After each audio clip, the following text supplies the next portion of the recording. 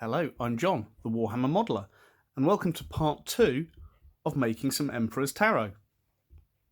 Now in the first video, I put together the 4 cards that I got the artwork from the Warhammer community website. They've dried fully now, and the next stage is to weather them so they look like they've been used and they're old. So to do this, I have some wet and dry sandpaper, and I also have some nail clippers. And I'm going to use these to shape and weather the cards. So when you're weathering something like this, what you're looking at is to distress areas that are going to be held quite often, how it's used and that kind of thing. So you'll see with this previous one, it's worn on the sides here more than it is around the edge, as I imagine someone's holding them, they're dealing them out of a pack, that kind of thing. The back has got a general worn finish from being put onto surfaces, as is the front. There's a little bend in the corner from when it's been picked up and so on. The more you handle something like this, the more naturally weathered it's going to get. So the weathering that you put into it is just going to start off that process. Now what I'm going to actually do with these, I'm going to use some nail clippers just to trim the corners ever so slightly, so I can then sand the corners and finish them off that way. I'm not going to do it too heavily like that. I'm just going to take the corners off ever so slightly. Reason why I'm using the nail clippers rather than my scalpel is because it will pinch the corner and snip it that way. If I try and cut it, what I don't want to do is rip the paper too much. Although this is dried fully, I don't want to risk it, so I'm just going to trim it that way. So let's begin.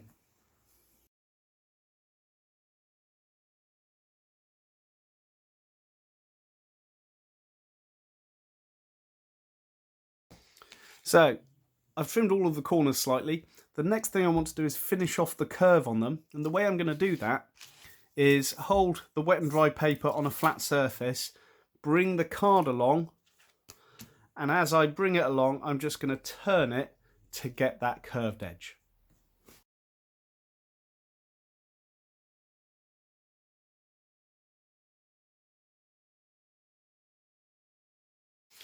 Okay, so I've sanded the corners. Now what I want to do, if we look at the first card that I did, I want to put some wear on the areas that the card is going to be touched more. So on the sides of the card, and then knock back the face and the back a little bit. So the way that I'm going to do this with the wet and dry, I'm just going to run it down the sides of the card, and then a bit more in the middle there. So you can see quite quickly the difference that makes to the edge. So I'm going to do that all around the edges and then sand the areas that are going to be touched the most.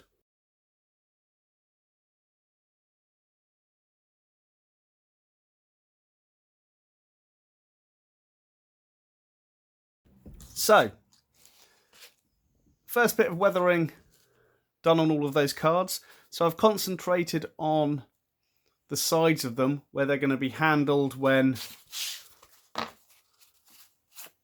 picked up, when they're turned over and that kind of thing. So before I do a general weathering over the whole thing, what I want to think about is damage on them as well. So like on this one, we've got the corner being folded backwards and forwards and there's a crease in it. I want to do a similar thing to these cards as well. Now, everyone has their own opinions about how much weathering is too much weathering. I tend to go for a small amount, but then I'll handle them and get a more natural kind of finish to them. So once I've weathered these, I'll probably just keep them in my pocket, put them in my wallet, that kind of thing, so they'd have a natural weathering as well as this forced weathering that I'm putting on them. So I'm not going to put creases all over them. I'm going to put some creases in and see how it looks.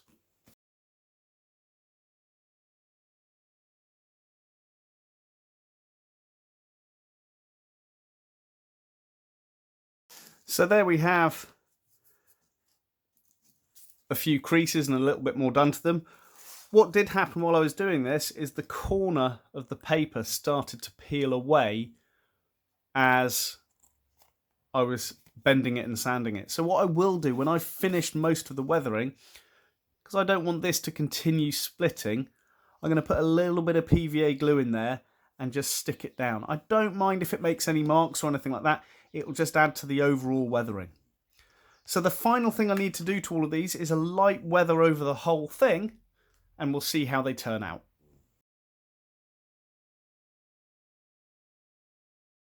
So there we have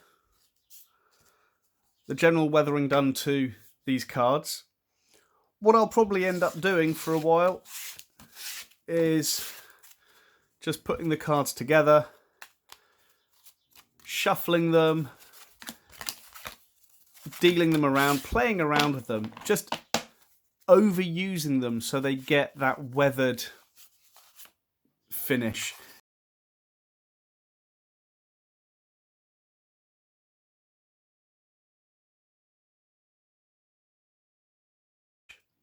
Now this process you can use for any kind of cards you want to include in a game. I've made these for objective markers or something similar within my games of Warhammer 40,000 or Necromunda.